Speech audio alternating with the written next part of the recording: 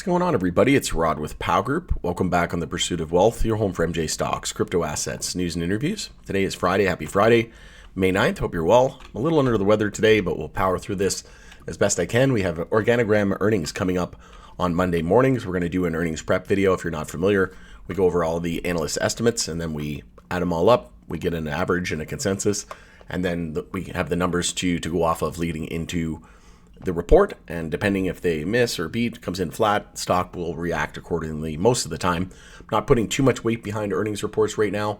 If the whole sector's still in a bear market, it's not really going to matter. Look at Aurora; their recent earnings were fantastic, and the stock shot up, but gave the entire move back. Right, the whole sector doesn't track each other down to the second, the day, the minute, but overall, when in doubt, zoom out, and then one earnings report, even a couple of earnings report, they're not going to matter if the whole sector is still bearish, and that's still the case. We need sector-wide catalysts, in my opinion, and that's more than likely going to be safer banking or progress on rescheduling. But again, not just progress. We need to actually see 280E go away and rescheduling be enacted, or bills and laws, legislation to allow for banking. That is the two major things that I think is going to lift us out of this bear market. But I'm excited for their earnings coming up on Monday. Before we get to it, make sure to smash the like, help support me in the channel. If you're new, you can subscribe, tick the bell, all that good stuff. You'll be notified on any future videos or when I go live. And as always, not financial advice. This is for entertainment purposes only. And full disclosure, I do own Organigram in my portfolio. I think it's going to do very well long term. Also, you can follow us over on X, formerly Twitter. Handle for that is @GroupPow. Going to be using that as my platform of choice going forward. Organigram to report the second quarter fiscal 2025 results on May 12th, 2025, and that's going to be for the period ending March 31st, 2025, and it'll be prior to the market open. It's not going to have 420 sales on there, so that will be something to look forward to on the next report. We know High Tide said they had record amount of retail sales on that weekend, so we'll get prepared for that on the next report. Should be a decent one. Also, the conference call will follow on Monday morning at 8 a.m. Eastern time. So I'll do my best to join this. I'm not sure if I'll be able to or not. I might even be able to live stream it depending on how the morning goes. But let me know in the comment section below if you'd like me to live stream the conference call. And they are expecting a big jump up in revenue. I think it has to do with the acquisition and Motive. They also acquired the beverage maker collective project, so that's going to be something over the next few quarters that we should start to see hit the books. But as of right now, they are expecting a big jump up, and I would more than likely expect that to be acquisition related. So forecast in terms of revenue, pretty much all analysts are saying 61.27 million. It's the same thing here on TradingView and on Moomoo as well.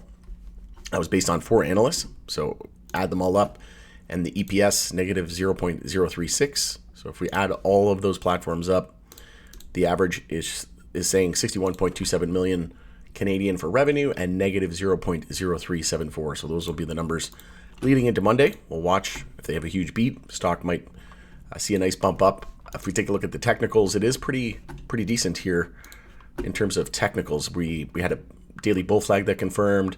We had an inverse head and shoulders. We also had an EMA 12 and 26 bull cross, and we came off daily oversold territory. So love to see it. Stock has been performing fairly well, and we were under $1, kind of flirting with that reverse split territory, and we've been back above $1 now quite consistently.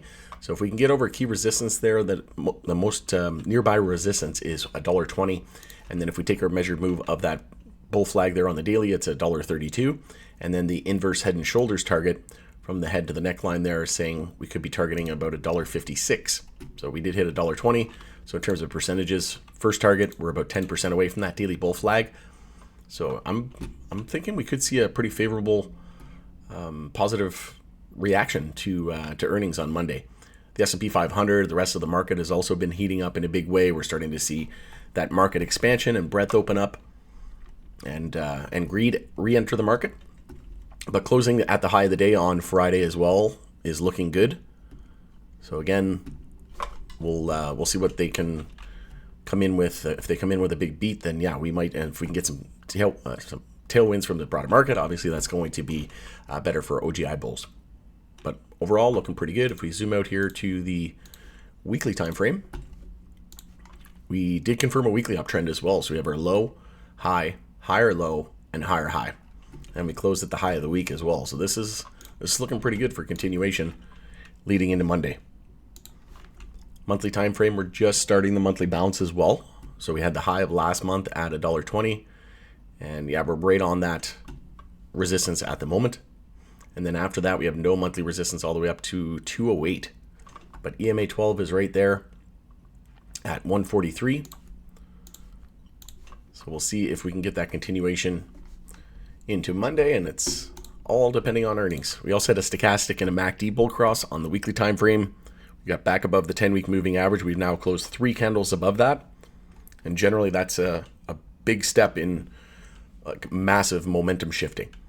And generally what you want to see is with these moving averages, you want to see, it flip it into support. So we got above it, no longer resistance, came down, confirmed it as support.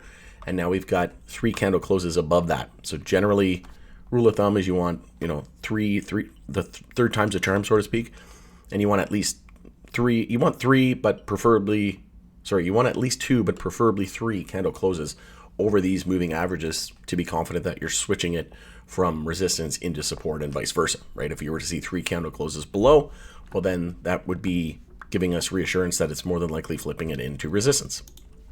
On the flip side of that, we also had a 50 and a 100 weekly moving average bull cross, but right into another bear cross. So the whole sector's been weak, and a lot of that has to do with just lack of reform in the U.S. And again, it's just not popular right now. We have big tech, crypto, AI continuing to steal the show, and I anticipate that to be the case over the coming months. But we should start to see risk on in the market.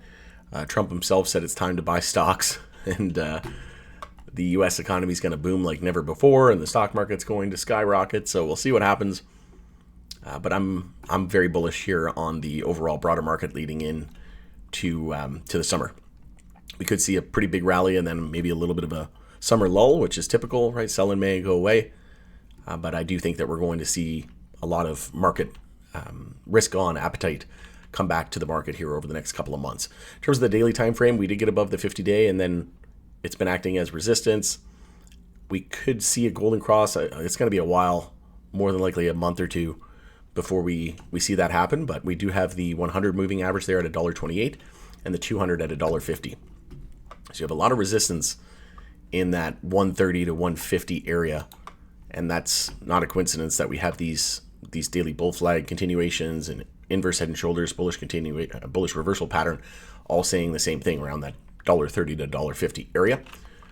So if we do get up there, that would probably put us at daily overbought territory as well. So we're not daily overbought at the moment. So like I said, I think it's looking good for continuation leading into Monday. All right, my throat is killing me today, so that's pretty much all the talking I can do for today. Once again, happy Friday. I hope you have a great weekend ahead. It's Rod with Pow Group. Thanks again for joining us in the Pursuit of Wealth. Hopefully I'm feeling a little bit better by Monday, and we'll do another video covering the earnings. I'll give my thoughts and opinions on it. All right, enjoy. Have a good weekend. We'll see you on the next video.